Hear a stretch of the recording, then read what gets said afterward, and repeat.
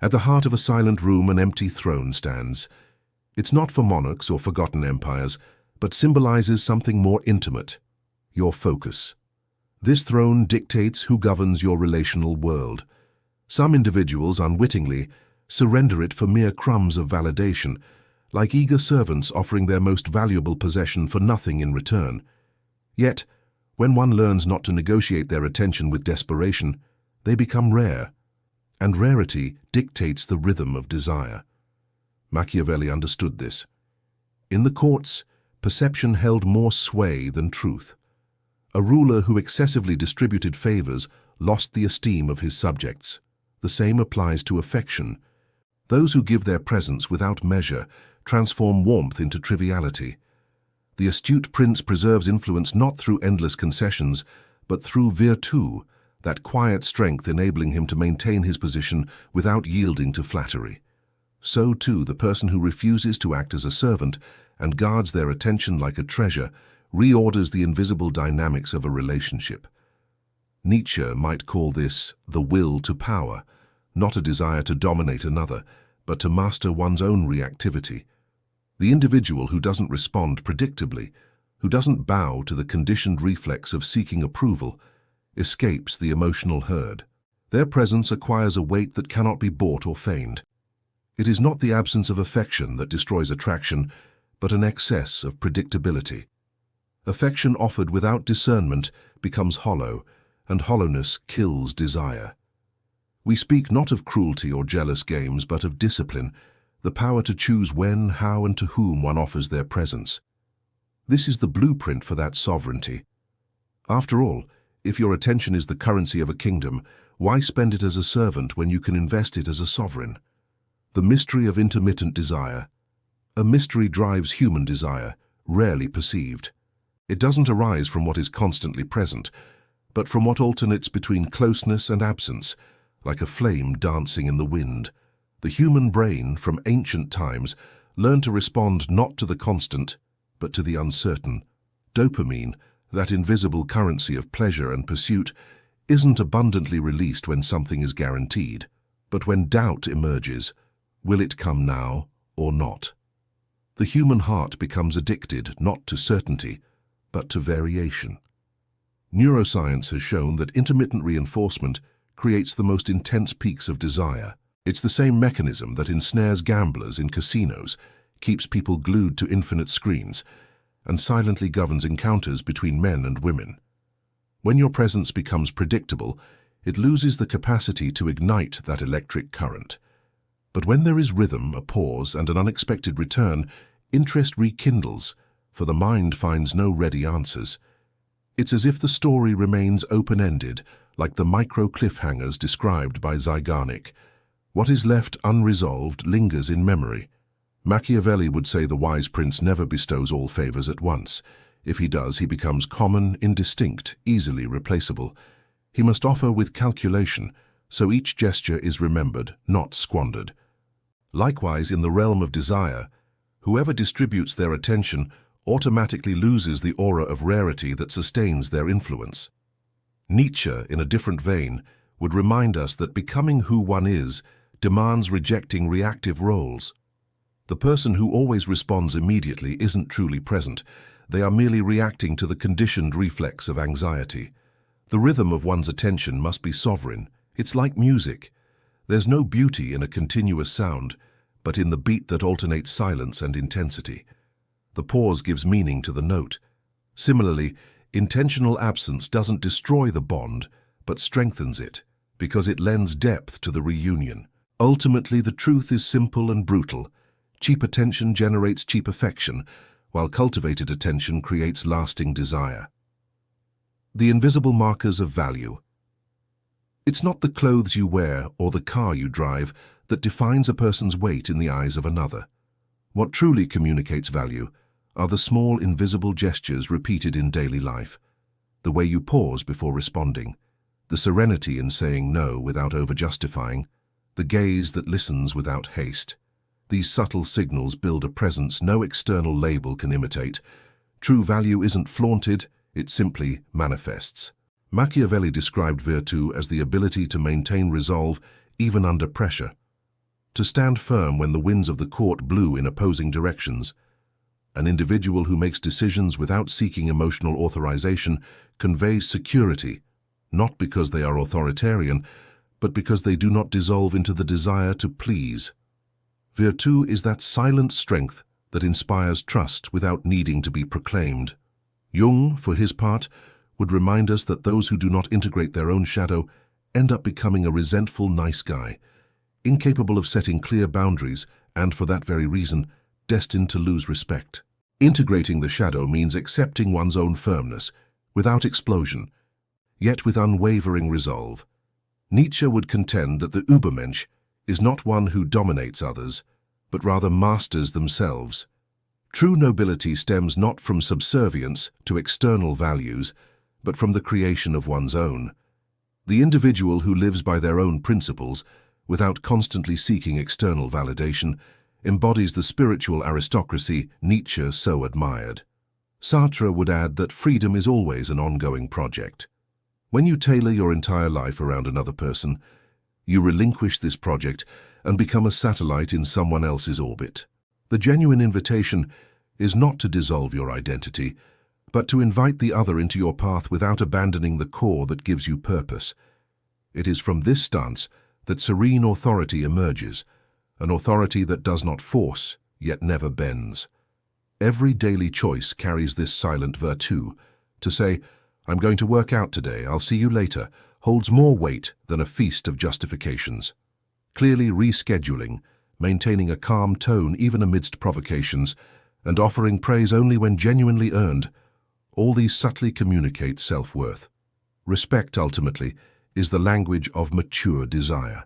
When it is absent, every affectionate gesture sounds like a desperate plea for acceptance. The resentful nice guy trap. There are men who believe that kindness, on its own, will sustain respect and desire in a relationship. However, this kindness often stems not from courage but from disguised fear. The fear of rejection, the fear of displeasing, the fear that any sign of firmness will be perceived as excessive harshness. This fear creates a docile, seemingly perfect persona, yet one that is secretly resentful, because every act of concession arises from a surrender of self. Jung described the shadow as all that we repress and hide, believing that by denying these forces, we become more acceptable. But when a man stifles his natural assertiveness, when he transforms his firmness into submission, what emerges is not light, but weakness. He believes he is being virtuous, but in truth he conveys insecurity. A woman does not feel protected or inspired by someone who fears their own vital impulse. The too nice guy does not inspire confidence because his kindness does not spring from conscious choice, but from a desperate need for approval. Nietzsche would have seen in this figure the last man, that being who avoids all conflict, all tension, all assertion of will. The last man seeks only comfort and approval, forsaking the greatness that comes from risk and self-affirmation. What is love? What is creation? What is longing? What is a star? Asks the last man, and blinks. Arthur Schopenhauer would remind us that the will to please, when blind, is not an expression of love, but merely a will to survive. Instinct disguises itself as gentleness, but at its core it is just an unconscious strategy to ensure reproduction and companionship. For this reason, excessive sweetness does not generate gratitude but rather tedium. What seemed like respect is revealed as submission, and submission does not awaken admiration. On the contrary, it silently erodes affection. The cost of this posture becomes evident over time. Men who conceded everything within a marriage or relationship believed they were building peace, but ultimately discovered that what they sacrificed brought not recognition, but disdain, for no one respects someone who completely nullifies themselves to please others. The absence of a shadow is not sanctity, it is effacement. Attraction dies not because the man showed his anger, but because he extinguished his own strength. A woman can tolerate flaws, but she will never respect someone who cannot maintain their own presence. The true challenge is not to always be good, but to be whole. The invisible games of power. Every relationship is a silent stage where narratives compete. This is not about conscious manipulation, but about invisible forces intertwining in every gesture, every silence, every delay. Michel Foucault stated that every human bond is traversed by micropolitics of power. In the intimate sphere, this politics is not made of written laws, but of small tests, insinuations, and subtle games. When she cancels a date at the last minute, when she casually praises another man, when she suddenly becomes cold, she is not acting randomly. She is testing the solidity of the narrative in which you place yourself. What is at stake is not the event itself, but the underlying question: who occupies the center of the story, you or her? Machiavelli, an observer of the courts, already warned that the ruler should not always be benevolent. Being predictably good is to lose authority, because what is granted without measure loses its weight. In relationships, this principle resonates. Not every act of concession is wisdom. Often it is an open door to the loss of respect. Invisible power is not asserted through shouts or impositions, but through the calm firmness of one who knows they need not prove anything. The greatest trap is to interpret these tests as personal attacks. In reality, they are unconscious rituals, ways to verify whether you bend to her narrative or maintain your own line. The mistake is not in being tested, but in responding with anxiety, jealousy, or desperation. When you overreact, you communicate that your position depends on her gaze, and that alters the silent balance of power. Nietzsche understood that human relationships are defined by a clash of wills. Not a destructive conflict, but an acknowledgement that each person seeks to assert their perspective. The truly strong individual isn't one who dominates, but rather one who maintains their own unique worldview without being consumed by another's. He who has a why to live can bear almost any how, suggests that inner fortitude enables navigating these dynamics without losing oneself. The key lies in upholding one's narrative without aggression. Active indifference, the kind that listens without agitation, carries more weight than any justification. Humor that disarms with an unexpected comparison communicates greater value than an ego dispute. Reorienting a situation towards what you are building, rather than what she implies, affirms your presence. For ultimately, it is not the woman who diminishes a man's authority, but the man who surrenders it by abandoning his own story. The one who dictates the narrative holds the power, even in silence. The paradox of excessive nurturing. There often comes a point in many relationships where a man believes he's doing everything perfectly. He commits, he cares, he's consistently present, and he offers boundless affection. Yet, subtly, desire begins to wane. The paradox is cruel. The more predictable care he demonstrates, the more erotic tension dissolves. Until love, instead of being a flame, transforms into a comforting, paternal presence. Her heart may feel affection, but her body no longer responds. Jean-Paul Sartre reminded us that the other is always a mirror of our freedom. When a man dedicates his entire life to another person's project, he isn't loving, he's self-erasing. The gesture appears noble, but in essence it's an abandonment of his own being. The result isn't gratitude, but silent disdain. What should be an inspiring presence becomes an absence of self. True love demands two free subjects, not one subject and a submissive object. Sigmund Freud, through a different lens, showed that desire stems from the unconscious, not from predictable rationality. An excess of repetitive care, always offered in the same manner, kills erotic tension because it becomes habit. Instead of being perceived as a lover, the man assumes the role of a protective, almost paternal figure, and no one intimately desires someone who takes on a parental function within a romantic bond. Nietzsche would have seen in this dynamic a manifestation of what he called slave morality. The man who constantly sacrifices himself, who renounces his own desires and projects to please, is not acting from strength, but from weakness. He operates under the belief that suffering and self-abnegation are virtues, when in reality they are symptoms of a weakened will to power. The error lies in believing that more care generates more desire. What is forgotten is that desire thrives on the oscillation between proximity and distance, on the alternation between affection and autonomy. When a man preserves his rituals, maintains his own projects and offers gestures of affection intertwined with his independence, care does not suffocate but nourishes the mystery. It is in this dance that the bond finds equilibrium, love that comforts and desire that intrigues. Love without attraction degenerates into functional friendship. Desire without love becomes an empty transaction. The challenge is to cultivate both without crushing either. The man who understands this chasm does not merely seek to be loved, but continues to be desired. And it is at this point that care ceases to be an anesthetic and becomes fire once more. Death by predictability. The beginning of a relationship is typically marked by surprise and discovery.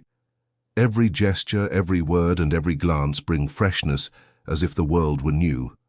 But over time, many men fall into the trap of confusing stability with repetition. In an attempt to offer security, they transform the bond into a mechanical routine, and what was once vitality becomes an anesthetic. Predictability, when not tempered by renewal, does not generate trust, but tedium. Arthur Schopenhauer asserted that habit is the anesthesia of the will. That which repeats without novelty loses its ability to move the spirit. In love, the same logic applies. When every message is sent at the same time, when invitations always follow the same script, when words of affection are memorized phrases, what should nourish desire instead empties it. The will, suffocated by habit, no longer finds stimulation. Jung reminded us that the hero archetype moves through journeys. The man who becomes a prisoner of the same script loses the symbolic brilliance of adventure. He ceases to be seen as a force in motion and is perceived as routine in the flesh.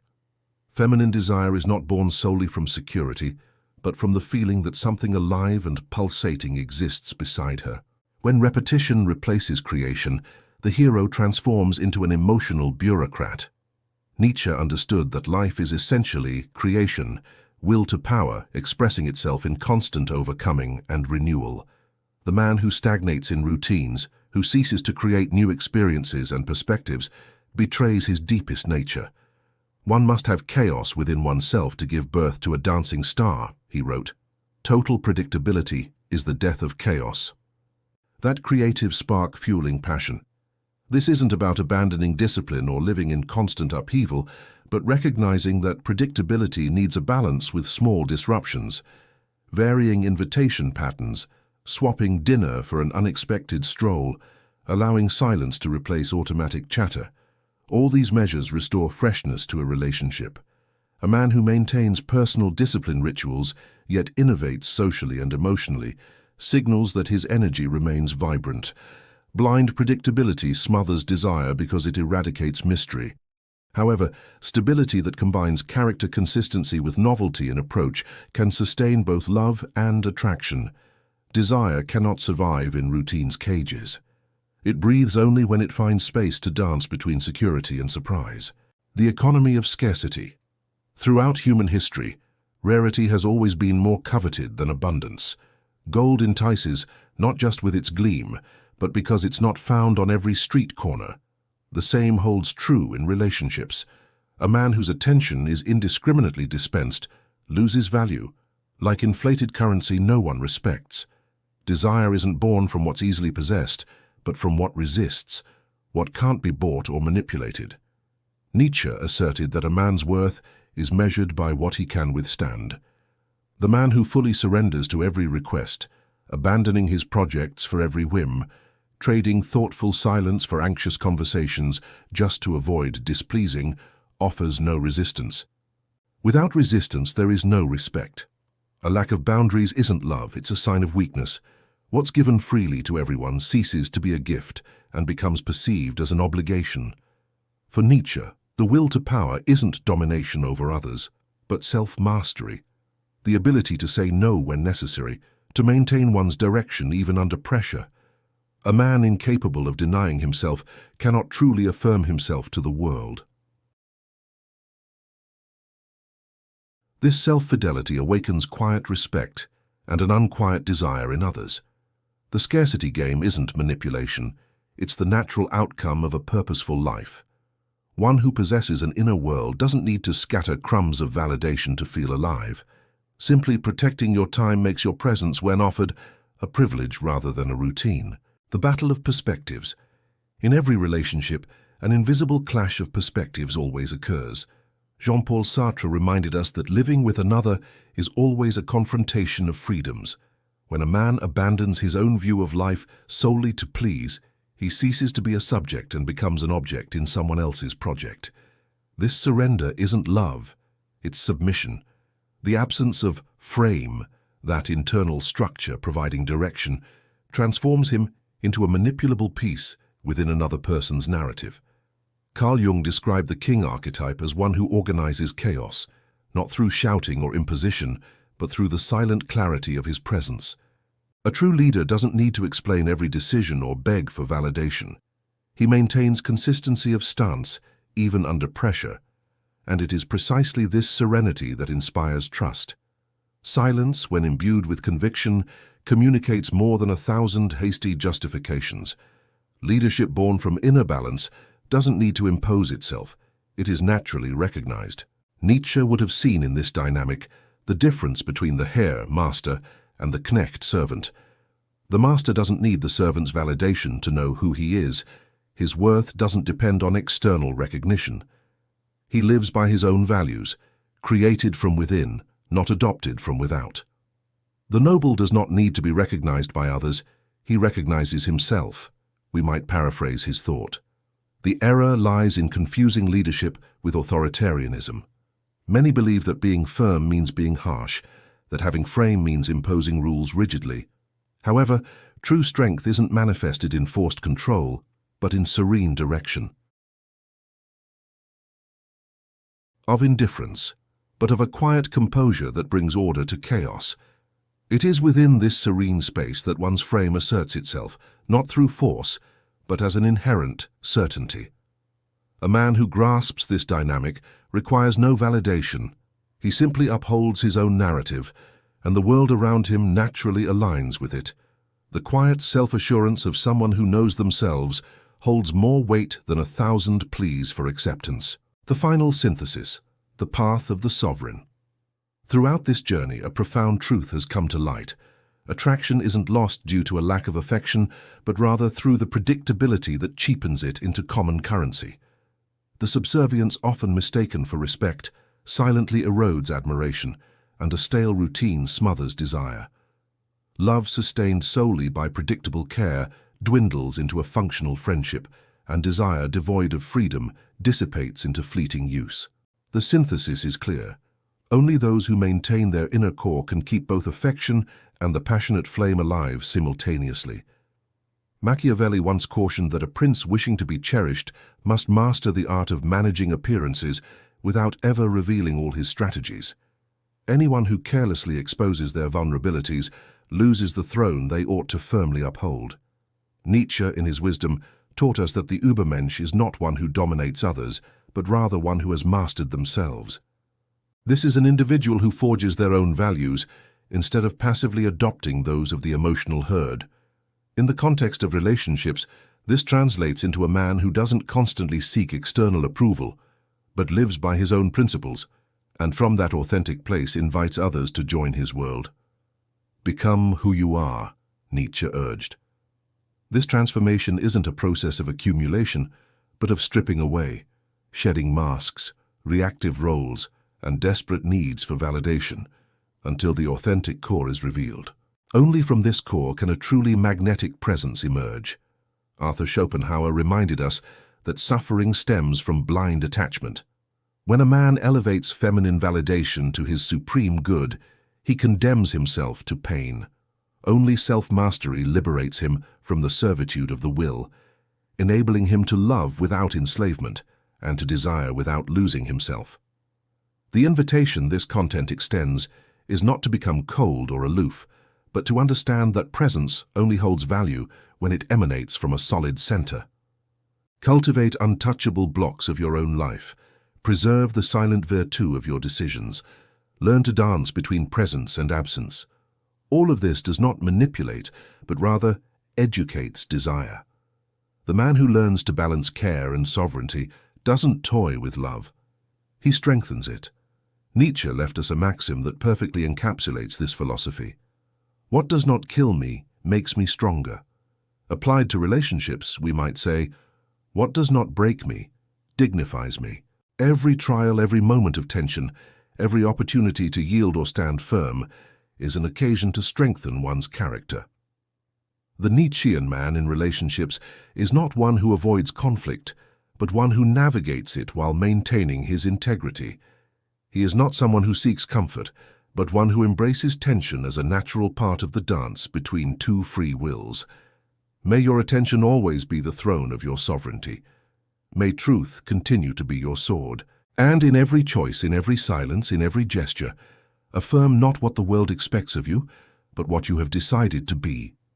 In the grand theater of human relationships, do not be an actor reciting others' scripts. Be the dramatist of your own play.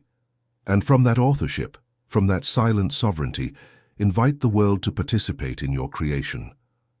The sovereign's path is not easy, but it is the only one that leads to authentic relationships, where love and respect, care and admiration can coexist without destroying each other.